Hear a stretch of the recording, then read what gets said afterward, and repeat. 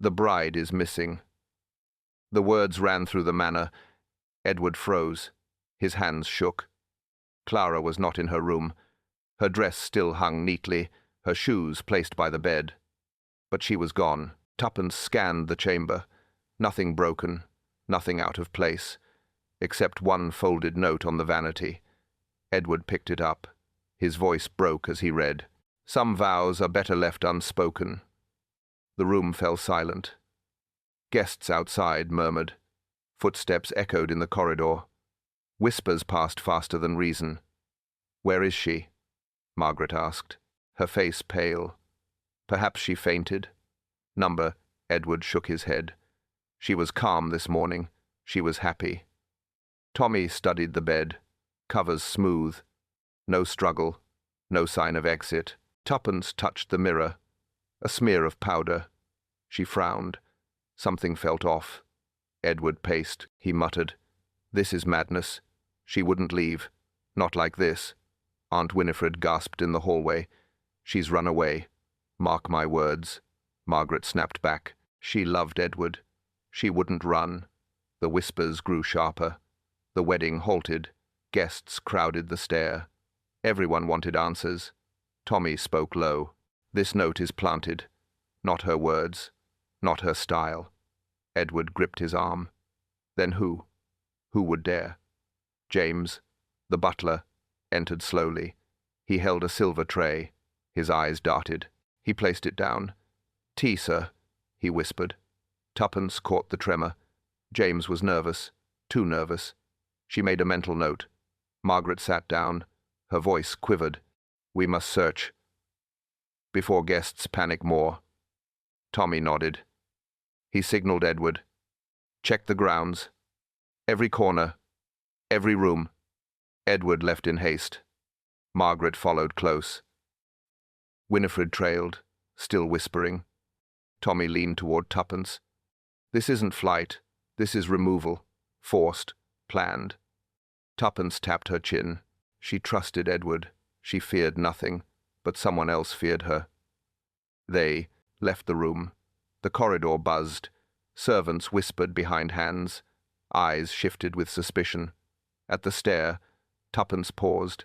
She glanced toward the chapel wing. Something caught her eye. Near the side door, a ribbon dangled from the latch, half torn, cream against the dark wood. She stepped closer. It was silk, fresh tear, not old. Her eyes met Tommy's. "Clara's veil," she murmured. The note in Edward's hand still burned. The whispers still rose. The bride still gone. And now, the ribbon pointed the way. Tuppence reached for the torn silk, her voice cold. She was taken through here. Edward's world was shifting. Love that should have begun with vows had begun with fear instead, a faint cry inside. The words carried down the corridor. Tommy rushed forward, Tuppence close behind. The chapel doors creaked. Light flickered across the aisle. A figure lay near the altar, Clara, her dress crumpled, her veil torn across the edge, one glove missing from her hand. Edward stumbled in. He fell to his knees. "She's not moving. Help her." "Doctor," Morrison pushed through. He bent over Clara. He pressed fingers to her wrist. Pulse. Faint. She's alive. Relief spread, but only for a moment. The air carried a strange odor. Sharp, sweet, unnatural. Tuppence caught it. She leaned closer. "This isn't perfume. It's chemical." Edward trembled. "What does it mean? What happened to her?" Dr. Morrison shook his head. "Not natural collapse. She's been exposed. Something forced this." Margaret clutched the pew, her eyes filled with fear. She was fine this morning, so full of life. Aunt Winifred whispered loudly, "She's cursed." The veil was cursed. Tommy silenced her. "This is no curse. This is design." James, the butler, lingered by the door, his face pale. He gripped the handle tight. Tuppence noticed. "Why are you here, James?" he stammered.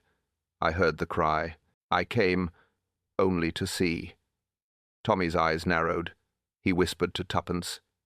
He's holding something back. Meanwhile, Clara stirred faintly. Her lips parted. Words struggled out. Cold. So cold.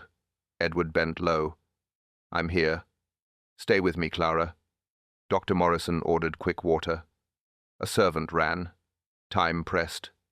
Tuppence examined the veil. Fibers pulled sharply, torn with force, not by accident. She glanced at the floor. Marks traced faintly. Dragged, not fallen. Tommy studied the missing glove. One left, one gone. Someone pulled it. Why? The guests murmured again. Fear spread across the pews. Eyes darted at one another. Everyone a suspect. Margaret whispered to Edward. This wedding is no wedding. It's a trap. Edward shook his head. Number, it will go on. I will not yield. Tommy stood by the altar. His gaze swept the room. His instincts sharpened. Something didn't match. He turned his head. The chapel's side door, slightly open, wooden frame cracked. Draught touched his cheek. The lock scraped. It had been forced. Tuppence followed his eyes, her voice steady. Someone left that way. Tommy clenched his fist. They didn't just leave. They carried her. Tommy stepped toward the side door, whispering, Whoever did this is still close. Edward's heart broke as he watched. He had dreamed of vows before the altar. Instead, he faced silence, suspicion, and fear. Eyes turned quickly. The chapel emptied into the hall. Guests spoke in hushed voices. Fear spread from one face to another. She collapsed. Poison. No, she fainted. Was it nerves? Speculation piled, every sentence sharper, every whisper louder. Edward raised his voice. Enough. She was well this morning. She laughed. She was strong. Aunt Winifred clucked her tongue. She looked pale at breakfast. I said it. No one listened. Margaret snapped. Stop your gossip. You never cared. For Clara. Winifred stiffened. I care for the family's name. This marriage is dangerous. Tommy stepped forward. We need facts, not opinions. Tuppence nodded. She scanned the guests, each one uneasy, each one hiding something. Edward pressed his hands to his temples. Why today? Why at the altar? A man muttered near the stair. Bad fortune follows this house. Another answered quickly. Or someone wanted it to. Tuppence fixed on the words. Her instinct sharpened. This was sabotage, deliberate. Margaret touched Edward's arm. She was smiling this morning. She spoke of their life together. She wasn't afraid. Edward's voice broke. She never doubted. Not once. She believed in us. Winifred sneered. Belief doesn't stop ruin. Bloodlines matter. Fortunes matter. Tommy turned sharply. You speak too freely, madam. Perhaps too knowingly. Winifred flushed. I only state truth. You outsiders don't understand. Tuppence caught Edward's glance. Pain deepened in his eyes. Suspicion had reached his family already. The hall fell still. Footsteps echoed from the kitchen corridor. A hush dropped over the crowd. James, the butler, appeared slowly. He carried a silver tray, hands shaking, eyes lowered. The cups rattled faintly. Teapot unsteady, his steps uneven. Tuppence narrowed her gaze. Why bring tea now? Why trembling so badly? Tommy leaned closer to Edward. He knows more than he shows. Watch him carefully. Edward stared at James, the servant he trusted. Now his loyalty uncertain. James set the tray down, his fingers trembling so hard the cups nearly slipped. Edward's chest tightened. Doubt spread faster than comfort. He had dreamed of family support. Instead, suspicion now lived inside his own walls. A stitch out of place. Tuppence held the veil. The fabric trembled in her fingers. Edges ripped uneven. Thread broken at the hem. She traced the seam. Her nail caught on a lump. Not fabric. Something hidden inside. Tommy leaned closer. What is it? Tuppence pulled carefully. A fold loosened. A small paper tucked within. Browned with age. She slid it free. The fold cracked. Faded words sprawled faintly. Edward stared. That's not hers. She never placed that.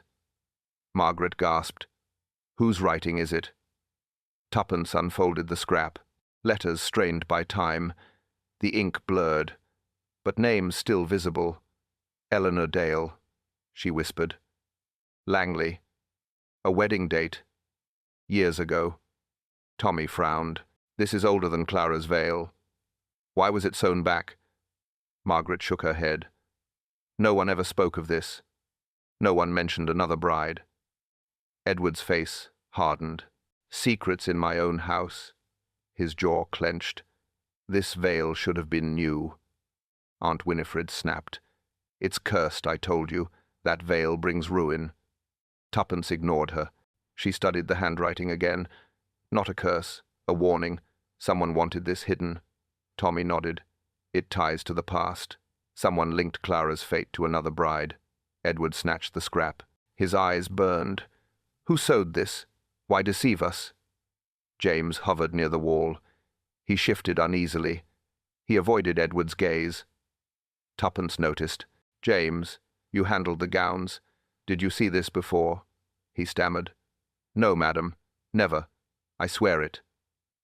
Edward stepped forward, his voice sharp. Swear all you want. Loyalty proves in actions. Margaret touched his arm. Rage won't help. We need sense. Tommy leaned on the pew. This letter connects families. We must learn why, and who gains from it. The hall grew heavy. Each guest stared at the veil. The fabric once symbol of joy, now symbol of deceit. Tuppence folded the paper again. She slipped it safe. This won't vanish. Not like the last bride. Silence stretched. Even Winifred hushed. All eyes on Edward. He whispered low, I promised Clara trust. Now trust is shattered, even before vows spoken. A soft moan cut the stillness. Everyone turned sharply. Clara stirred on the couch. Her eyes fluttered open. Her voice cracked with sudden rage. Who touched my veil? Clara sat upright, her scream shaking the room. Who touched my veil? Edward's hope sank deeper. The veil once meant union. Now it tore apart certainty. Love had entered the chapel with faith, but awoke in fear. A cousin steps forward. Geoffrey Langley entered the hall, his steps firm, his eyes sharp. Edward faced him, his fists clenched. Not now, Geoffrey. Not after what happened. Geoffrey raised his hand. Exactly why now? You must face truth. The guests hushed. Margaret moved closer. Tuppence watched quietly. Geoffrey spoke low. This marriage will ruin us. The estate bleeds. Creditors circle. Clara brings no fortune. She brings trouble. Edward stiffened. She brings love, and I choose her, not your approval. Geoffrey scoffed. Love doesn't pay debts. Love doesn't save land. Family pride does. Duty does. Margaret stepped forward, her face hard. Enough. You speak only for yourself, not for us. Geoffrey turned on her. You're blind, Margaret. He throws away our name. For what? For a smile? For empty hands? Edward's voice cracked. Say another word. And you answer to me. Tommy whispered to Tuppence. Money. It always comes to money. Tuppence nodded. And pride. He fears losing more than land. Edward drew a deep breath. Clara is mine. My decision. My vow. Not yours. Geoffrey leaned closer. His tone cut. You risk everything. You risk all of us. One weak bride, and the house falls. Margaret's hand trembled, but she lifted her chin. You fear her strength, not her weakness. You always hated what you couldn't control. Geoffrey's jaw tightened.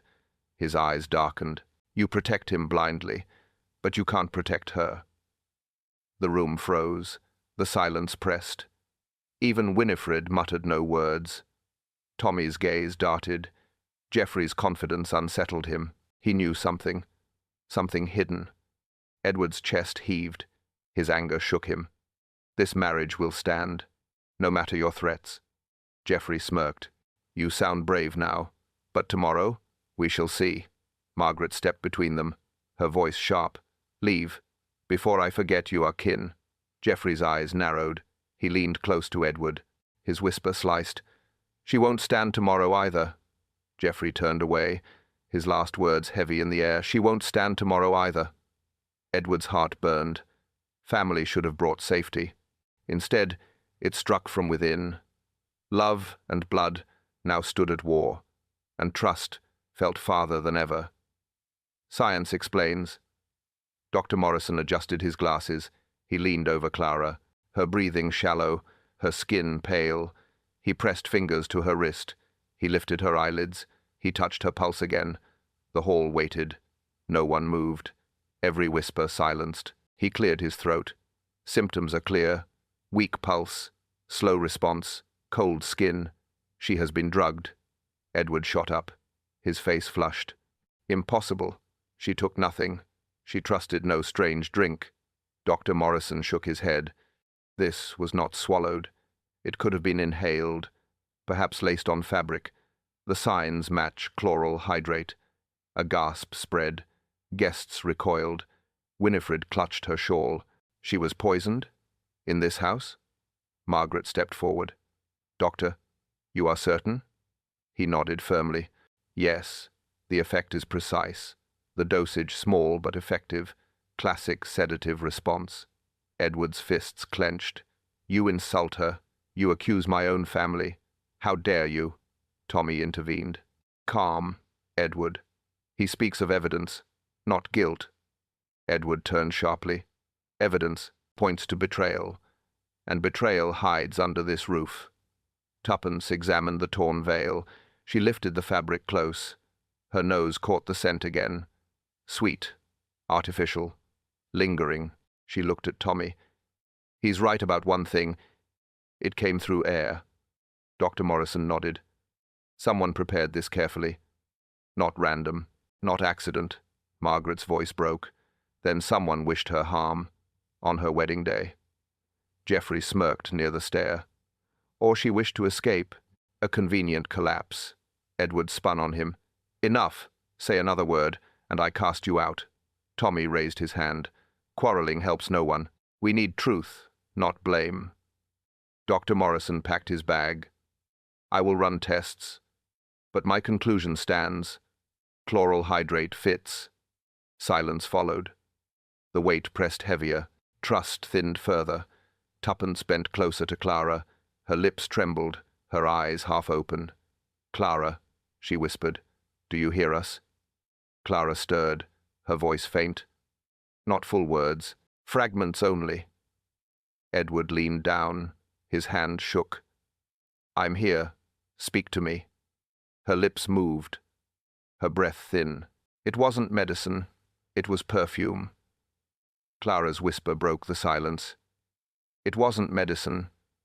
It was perfume. Edward's rage turned to dread. Science gave answers, but love gave warnings.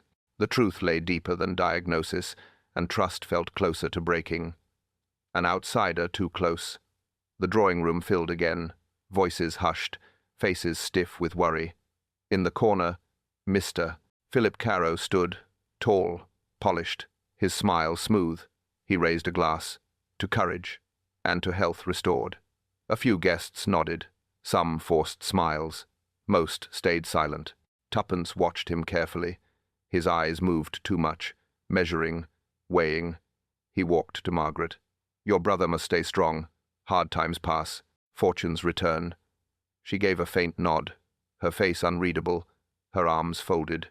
Tommy leaned toward Tuppence. "He enjoys himself. Too calm for this moment." Tuppence whispered back. "Or too confident. Confidence without cause hides something." Caro stepped near Edward. "My friend, the estate will endure. I have contacts, investors who might help, if you choose wisely." Edward frowned. "Investors seek gain, not mercy. I trust those who stand with me, not opportunists." Caro's smile widened. "Harsh, but I understand." He moved away. His charm flowed easily, but his eyes lacked warmth. Tuppence slipped quietly toward the study.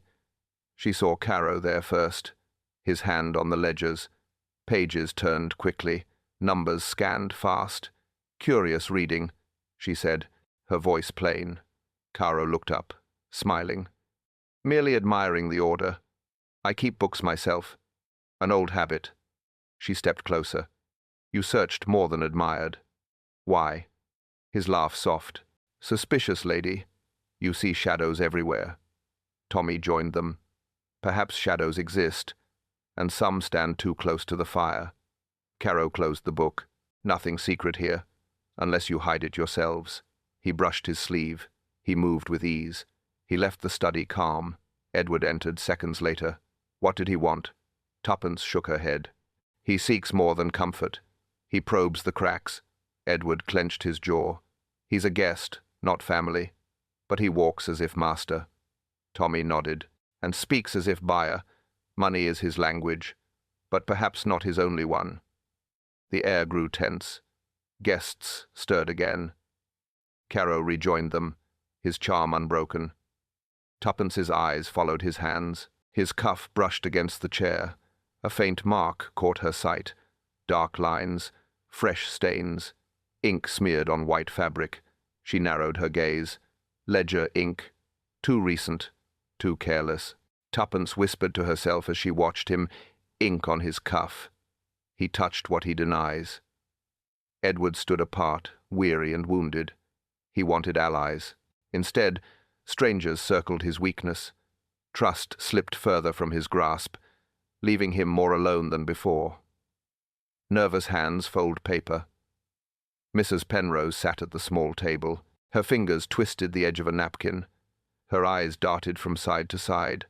Tuppence leaned closer. You know more than you've said. Tell us plainly. Mrs. Penrose shook her head. Her voice cracked. I planned flowers. I planned seats. Not poisons. Not fainting brides. Tommy spoke firm.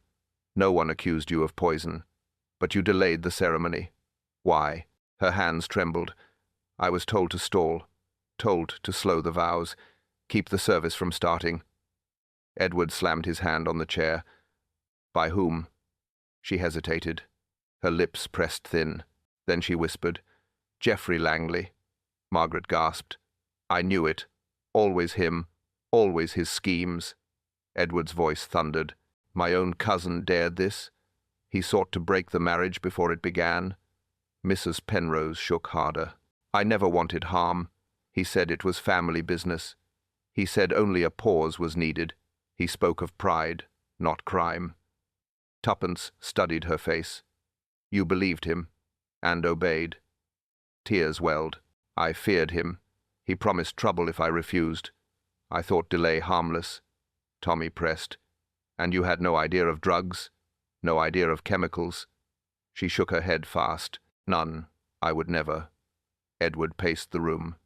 Geoffrey again, always circling, always whispering ruin. Margaret stood tall. Brother, he must be stopped. This is not suspicion now. This is proof. Aunt Winifred muttered from her chair. Proof is paper. Words are wind. Tuppence cut in. Still. It links. A planner takes orders. A cousin gives them. The chain grows clear. Mrs. Penrose clutched the napkin tighter, her voice a whisper. Please. I never thought she'd collapse. I never thought danger reached this far. Tommy's eyes narrowed. You thought delay was innocent. But delay opened doors. Someone used it well. The room fell silent. Tension spread. Every guest sensed the weight. Footsteps echoed near the doorway. Slow, measured, heavy. James, the butler, stepped forward, his face blank, but his tone sharp. Best you stop asking questions. James's warning cut through the hall. Best you stop asking questions. Edward's heart sank deeper. One by one, the people around him crumbled. Loyalty bent. Truth bent. And the home that should have sheltered love now echoed with threats. A theory breaks apart. Dr. Morrison entered with papers, his steps slow, his head bowed. Edward rose. Well, speak. What have you found? The doctor sighed. I tested again. The first reading misled. This was no chloral hydrate. Gasps echoed. Margaret gripped the chair. Then what was it? Morrison adjusted his coat. Herbal sedative. Mild. Not poison. Enough to daze. Not enough to harm. Edward's face twisted. You said chloral hydrate. You swore it matched. The doctor flushed. I was wrong. The scent was similar, the signs misleading. I rushed my verdict. Winifred hissed from the side. Science fails. Faith proves stronger. Tuppence ignored her. She leaned closer. So someone wanted us to believe poison. A planted trail. A false clue. Tommy nodded. Yes, the point was not just to daze Clara, it was to turn suspicion wild. Edward slammed the table. They toy with us. They laugh while she lies weak. Margaret touched his arm. Brother, control your anger. Rage blinds more than drugs. The doctor's voice shook. I regret my haste, but now I see. This was staged. Tuppence whispered to Tommy. False science, false direction, a clever mislead. Tommy replied low. And someone close enough knew which sedative mimics poison. Someone who handles bottles. Someone precise. All eyes turned. Slowly.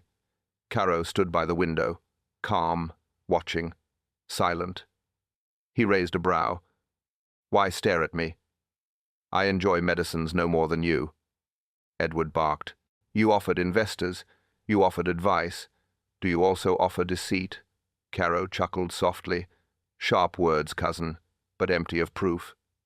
Tuppence studied him, his hands folded too neatly, his smile too even. Margaret spoke carefully. Someone planted evidence to mislead. That requires planning. That requires mind, not accident. Winifred muttered. Evil breeds cleverness. You should all pray. No one answered. All eyes still on Caro. Tommy broke the silence. Speculation is not enough. We need something tangible, something he cannot deny. He slipped out quietly, his step steady, his purpose sharp. The study lay dim. Caro's case sat half open, leather worn, latches loose. Tommy bent down. He unlatched it fully. Inside, nestled in cloth, lay small vials. Clear, amber, unmarked. A faint scent rose, the same sweet trace, the same that clung to Clara's veil. Tommy stared at the case, his voice low, vials, and none labelled. Edward's shoulders sank. Every answer slipped into deeper doubt. Love asked for trust, but trust now felt like the rarest thing in the house. Secrets in the study. Edward shut the door. The latch clicked. Only Geoffrey remained inside. Edward's voice cut sharp. You will answer me now. You push against this marriage. You poison minds. Why? Geoffrey leaned back, calm, smiling faintly. I protect us, Edward, not destroy. This union weakens the Langley name. Clara brings no strength. She hides weakness. Edward slammed his fist. Lie. She is honest. She gave me nothing but truth. Geoffrey shrugged. You think so. But you never checked her past. You never asked what she concealed. Edward's eyes narrowed. What do you claim she concealed? Geoffrey folded his arms. Debts. Scandals. Her family stained. You tie her name to ours, and both sink together. Edward shook with fury. You invent shadows. You create lies to mask your greed. Geoffrey stepped closer. Number. I reveal what you refuse to see. You trust blindly, and blind men lead houses to ruin. Outside, the corridor hushed. Margaret stood near the door. She had come quietly. Now her face paled at Geoffrey's words. She pressed her hand to her mouth. Tears gathered. She listened, unseen. Edward's voice thundered again. Do not speak of her like this. Not here. Not in my house. Geoffrey sneered. Your house, it crumbles already. I've seen the ledgers. Empty. Bleeding coin. Soon you will own nothing. Edward moved to the desk. He yanked open a drawer. Papers spilled across the wood. Accounts. Receipts. Letters. He pointed hard. These speak truth, not your tongue. The estate struggles, yes, but it will rise. Geoffrey's smile darkened. You believe those numbers? You trust these records? Fool. They deceive you. And you deceive yourself. Margaret gasped faintly in the hall. Her heart sank, her faith torn between love for her brother and fear of ruin. Edward gripped the papers tight. He shouted, "Enough lies! If there is deceit, show it." Geoffrey stepped forward. Gladly. He reached across the desk. He tapped the corner of a page. Look closer. The ink shines too new. The signature flows too perfect. Edward froze. He bent low. His eyes widened. The figures blurred. The names twisted. His hands shook as he lifted them. Forgery. Deception carved into his estate. Margaret's sob echoed from the hall. Edward's rage burst. He slammed the desk hard. The drawer jolted open wide. Inside lay more pages, each forged, each cruel. Edward slammed the desk again, the hidden stack of forged documents spilling into view. Margaret leaned against the wall, tears burning. She had prayed for strength in her brother's vows. Instead, she found paper lies and broken trust. The house no longer stood on truth. It stood on fraud. Loyalty in question. James stood near the chapel door, his back against the frame, his eyes lowered. Tuppence stepped forward. "You again, always here. Why?" He shifted uneasily. "I serve the house. I check the locks. Nothing more." Tommy's voice cut in. "Nothing more? Then why tremble each time we meet?" James swallowed hard. He looked away, his hands clasped tight. Tuppence pressed. "You obey, Geoffrey. Why? What binds you?" James flinched, his silence stretched. Then words broke through. "Debts," he muttered. "Debts I could not pay." He offered relief. "I had no choice." Edward stormed closer. "You betrayed me for coin. After years of service, you sold our trust." James lifted his head. Tears rimmed his eyes. "I never wished harm. I never touched the bride. I only passed messages. I only stalled on command." Margaret whispered from behind. "Stalled? You helped him delay. You opened the path." James's shoulders sank. "I thought it harmless. A pause only. But harm grew beyond me." Tommy folded his arms. "You chose silence, and silence became weapon." Tuppence's tone softened. "You still know more.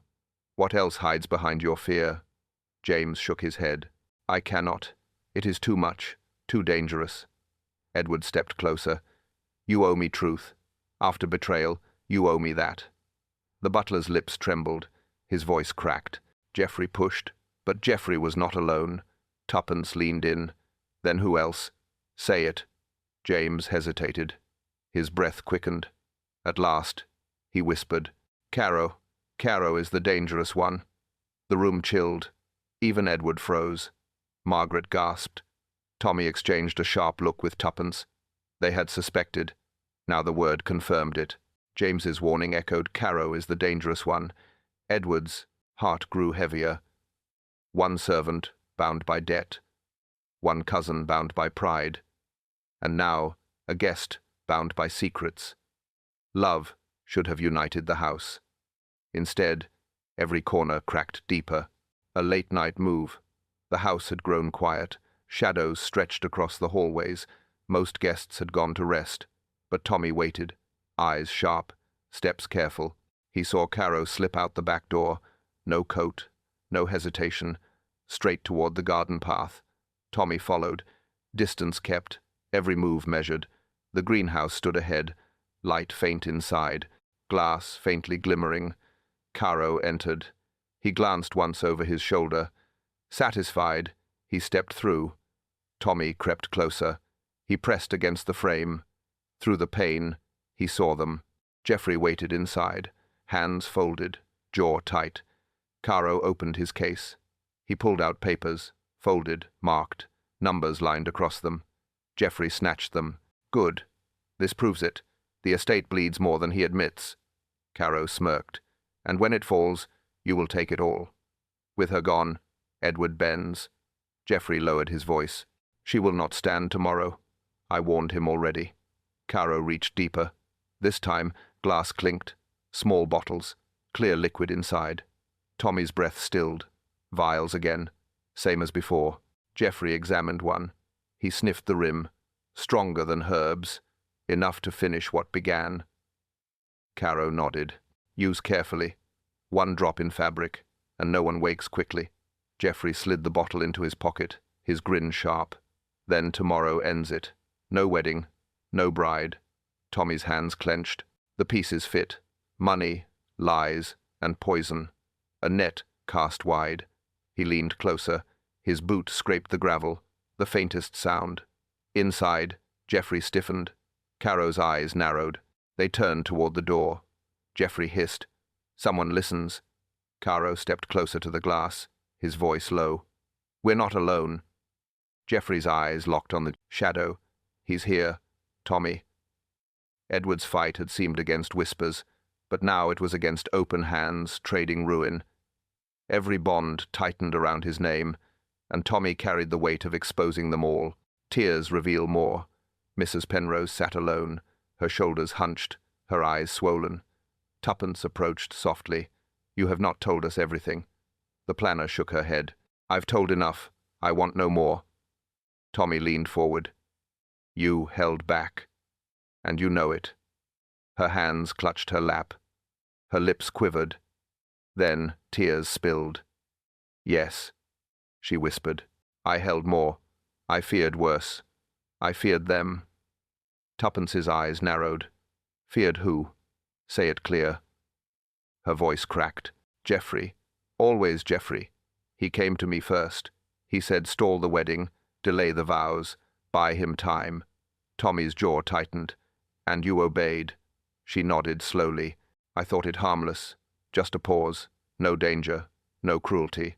Tuppence pressed harder. But you did more. What else? Mrs. Penrose shook violently. He gave me papers, told me to destroy them. He said they would shame Edward. He said they were forged. Edward stiffened. You burned my proof? She broke into sobs. Yes, I burned them. I feared refusal.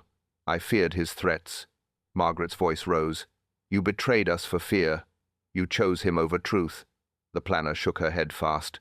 Number, I never touched Clara. I swear it. I never harmed her. Tommy kept his tone firm. But you cleared the path. You silenced evidence. You gave him cover. Her tears dropped harder. I thought it ended with ashes. I thought it safe. But it grew darker. I see it now. Tuppence leaned closer. What did you save? What remains? Mrs. Penrose hesitated. Her hands reached into her pocket. She drew out a scrap. Edges blackened. Fabric burned. The group leaned in. It was cloth. Silk. From a veil. Edward's. Breath caught. Where did you get this? Her answer trembled. It came from his fire. I couldn't burn it. It felt wrong, so I hid it. She held it out, her hand shaking, her eyes begging mercy. Mrs. Penrose placed the scorched scrap of veil into Tuppence's hand. Edward's chest hollowed. Every turn brought betrayal closer. Even help came poisoned with fear. And the veil, once sacred, now carried only ashes of trust. All players gathered. The hall filled, chairs dragged, eyes restless. Tommy stood firm, Tuppence beside him. Edward paced near the hearth. Margaret clutched her hands tight. Geoffrey leaned back, smug. Caro adjusted his cuff. James lingered in the corner. Mrs. Penrose avoided stares. Tommy cleared his throat. We end this now. The truth stands plain. Whispers quieted. The room stiffened.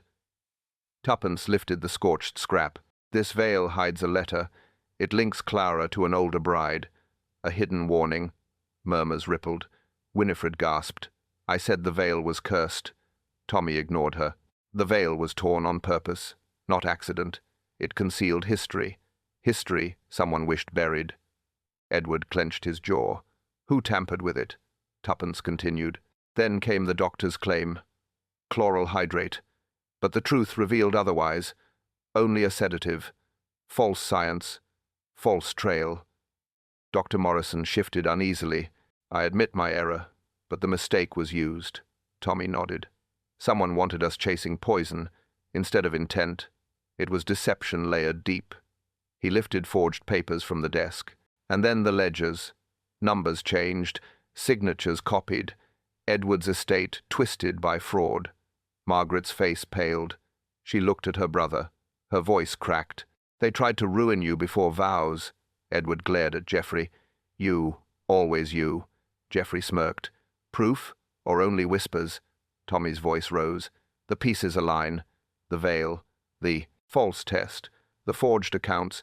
Every path leads one way. Tuppence pointed at Geoffrey. To you. You ordered delay. You paid silence. You pulled strings. Gasps broke. Winifred pressed her hand to her mouth. Mrs. Penrose sobbed. James looked at the floor. Geoffrey's smile faltered. He shifted in his chair. You spin tales, but tales are not chains. Edward's voice thundered. You are cornered. Confess and face it, or deny and rot in shame. Geoffrey's face reddened. His fists shook. He shot to his feet. Fine, he shouted. I confess! Geoffrey's roar filled the hall. Fine, I confess. Edward's heart pounded. The cousin he once trusted now stood exposed. Truth arrived, but it cut like a blade. Love might survive, yet family already lay broken. Words too revealing. Geoffrey stood rigid. His chest heaved. His eyes darted from face to face. I confess, he said. Yes, I pressed for delay. Yes, I pushed Penrose. Yes, I bound James with debts. Murmurs swelled. Margaret covered her mouth. Edward glared, fists clenched. Geoffrey raised his hand. But hear me clear. Clara was never meant for harm, never touched by my order. Edward's voice cracked. You lie. She collapsed at the altar. She nearly died. Geoffrey shook his head. Number, I only sought to stop the vows, ruin the union, break it apart. That was my plan. Nothing more. Tuppence pressed sharply. Then who placed the sedative? Who tore the veil? Who left the note? Geoffrey's jaw tightened, his voice lowered. Not me. Another hand worked alongside, one who moved further than I willed. Tommy's eyes narrowed. Someone else struck the blow. Name them. Geoffrey hesitated. His breath faltered. Then he spoke. I never touched her veil. I never mixed chemicals. I only gave orders to stall. The rest belonged to him. Edward stepped closer. Who, Geoffrey? Who did this? Geoffrey's face twisted. He looked at the guests. He looked at Caro, then back at Edward. Caro, he whispered. Caro is the hand. He brought the vials. He whispered of ruin. He promised ways to break her. The hall shook with gasps. Margaret staggered back. Mrs. Penrose wept louder. James turned pale. Edward's rage burned. You worked with him. You betrayed blood with a stranger.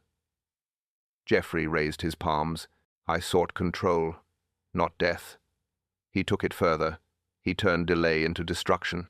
Tuppence's eyes fixed sharp. You admit conspiracy. You admit deceit. But not the fall itself. Geoffrey nodded slowly. My guilt is pride. My crime is envy. But her collapse? That was not mine. That was his. Tommy whispered to Tuppence. He reveals too much. His words are desperate, but detail rings true. Caro stood silent. He adjusted his cuff, his face unreadable. Edward gripped the desk, his knuckles white. You both destroyed this house, one with envy, one with poison. Geoffrey's shoulders slumped. He looked broken. His voice cracked. I never wanted her dead. I only wanted her gone. But Caro, he wanted worse. Caro smiled coldly, his voice cutting. At last, the truth comes. Edward's chest sank. Family betrayed him with greed. A guest betrayed him with poison. And Clara's love, the only light, now stood surrounded by shadows of treachery. Love over schemes. The constable arrived. Steps heavy across the hall. Faces turned. Silence spread. Tommy pointed first. Take him. Caro's cufflinks gleamed as the cuffs locked. His smile never faded. Geoffrey resisted. Edward's eyes burned. You ruined blood for pride. Geoffrey dropped his gaze. Chains answered in place of words. James followed quietly. No fight, no excuse, only shame in his eyes. Mrs. Penrose wept. Margaret turned away.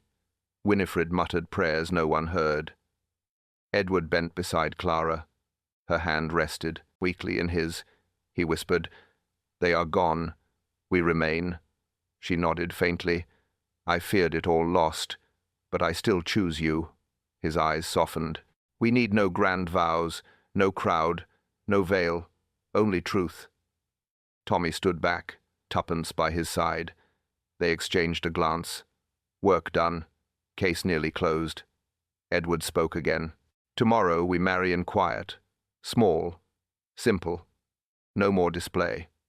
Clara smiled weakly. "Small is enough. Love needs no hall." Margaret exhaled. Relief mixed with grief. She touched her brother's shoulder. "You still have us. The house will stand." Tommy's voice carried steady. "Greed nearly won, but truth cut deeper." Tuppence added softly, "Schemes fall, but love endures." Edward looked at them both. "My thanks. Without you, all would be ashes." The constable led the prisoners out. Doors shut. Chains rattled. The hall emptied. Silence returned. Not peace, but silence. Clara leaned on Edward, her voice faint. "The veil betrayed us, yet love saved us." He kissed her hand. "No veil matters, only you." Tommy moved toward the table. He gathered the scraps of fabric, the old letter, the scorched silk. He placed them in his pocket. History does not vanish. It waits. Tuppence nodded, and sometimes repeats. Edward sighed deeply. Tomorrow promised vows, but tonight still echoed with shadows. The fire dimmed. Guests gone. The manor stood quiet. A slip of sound broke the stillness. Paper sliding across wood. A note under the door. Edward bent. He lifted it slowly. Words clear. No signature. "The veil still hides more." Edward stared at the unsigned note. "The veil still hides more." Clara's hand tightened in his.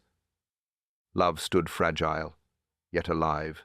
Betrayal had been dragged into light, but mystery still whispered at the edge of vows. Even in union, doubt lingered. Trust would need time to heal.